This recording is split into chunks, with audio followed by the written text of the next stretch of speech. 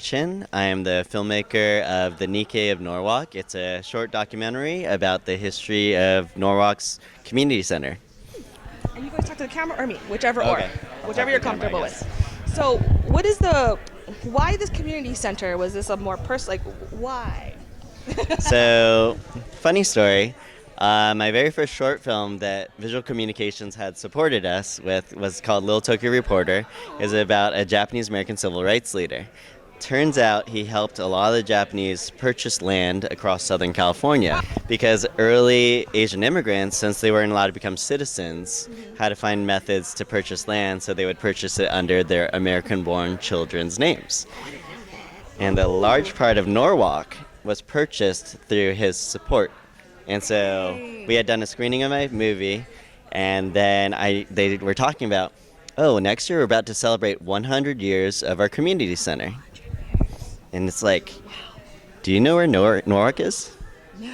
So, Norwalk is in southeast Los Angeles, and you can imagine sustaining even a community center, Asian American community center, anywhere is very difficult. What is it like to do it on the outskirts of Los Angeles, especially with the Japanese American community, which is one of the only shrinking Asian populations in the United States? Your friends who visited the beautiful shrines in Hiroshima with the floating torii gate? So some of the master builders from that area had built the drum bridge in San Francisco's Japanese Garden. And they also built the original community center in Norwalk. And that was one of the first judo schools in the Pacific Coast outside of Seattle. Yeah. What the master builder? The master builders. So the people who knew how to put together the wood without using any nails. It was perfectly cut to match and fit. And so that's the origins of the center. Our story follows how the current board is trying to maintain the future for the community, but they revisit all of their struggles from forced incarceration, the forced removal of the community, along with even recent hate crimes where it was painted over, all these slurs everywhere. So when we talk about what it means to be, in sad way, what we call model minorities, is not, the community doesn't always get to share these stripes and also their joys and successes. And so in exploring all of that, we showed the resilience of the community, but also the delicate nature of what it takes to maintain a strong community that can nurture the next generation. So therefore we call it the NIKKEI of Norwalk. So how long was this project they take you? So I've been filming since last year. Oh, okay, so like about a year. And so we were able to interview some of the founding families who purchased the land, some of the judo founders, of course the master builder family, lady who grew up with one of the judo senseis. She thought it was her dad the whole time because she didn't know. She thought she had two dads. Did you start off with a central person to start interviewing with, or you just wanted to just show the whole the community around Norwalk's community center?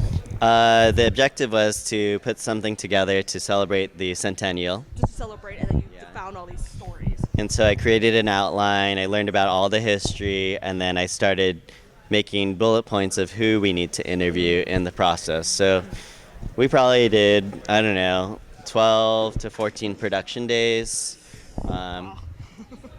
But it was really worth it. I think our editor, Sean Otto, had a great time editing all of it. We premiered in Japan at Borderless Film Festival, where we won the #1 prize in Sendai.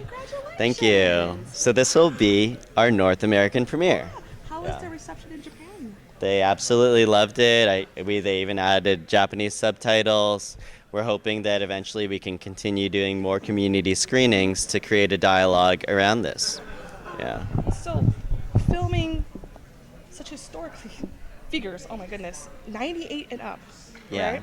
What was the most kind of challenging part to doing the filming, interviewing, and all this stuff? So the grandson of the master builder, who was I think he was in his late 90s, so his health has declined, so he's actually in a bed.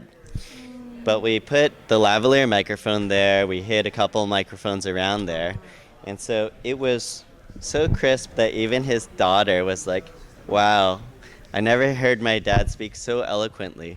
And I said, he's saying it all the time. It's just we were very good about getting really solid audio. And it was very important to him because even honoring building the Japanese drum bridge, it's that arched bridge in San Francisco's Japanese Tea Garden, was something that he was adamant about getting and sharing that recognition. And through this documentary, we're also able to honor the larger legacy of the center because the center over the years got torn down and rebuilt because it had to be updated. So the original building no longer exists. But we used historical photos and started building a 3D model of the original center. So we used Unreal Engine to recreate what the center looked like and had moments where we were showing what the interior may have looked like during that time. Oh, that's so fantastic. It will be like a final message to encourage people to check out the project. So we hope that you can come and see our screening of the NIKKEI of Norwalk here at Visual Communications LA Asian Pacific Film Festival. But we also hope to do a lot of grassroots screenings where other community organizations can create a dialogue, because we are going through a generation or moment where of course the Nisei have passed on, the Sansei is starting to pass on. What does a community do to maintain the legacy, and how does that change when even the legacy of even the Japanese ethnic community has sort of spread out or even shrunk? What does it mean to retain and put forward the traditions that were so hard fought for by the founding ancestors to make the center work? Awesome. Thank you so much. Thank you.